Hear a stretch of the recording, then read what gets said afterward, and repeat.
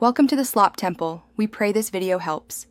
In this video, I will compare chromium versus hydraulic presses. We'll explore their fundamental differences and unique applications across various industries. Chromium is a vital element, while a hydraulic press is a powerful tool.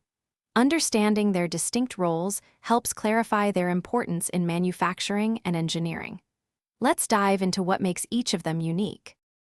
Chromium is a remarkable metal, prized for its exceptional hardness and brilliant, mirror-like finish.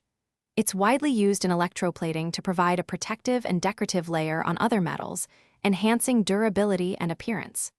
Beyond plating, chromium is a key component in stainless steel, contributing to its strength and resistance to rust.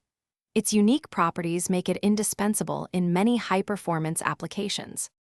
A hydraulic press is an incredibly powerful machine, leveraging the incompressibility of fluids to multiply force. By applying a small force over a small area, a much larger force is generated over a larger area, allowing it to perform heavy-duty tasks. These presses are essential for shaping metals, compacting waste, and even extracting oils. Their ability to deliver consistent, immense pressure makes them invaluable in manufacturing.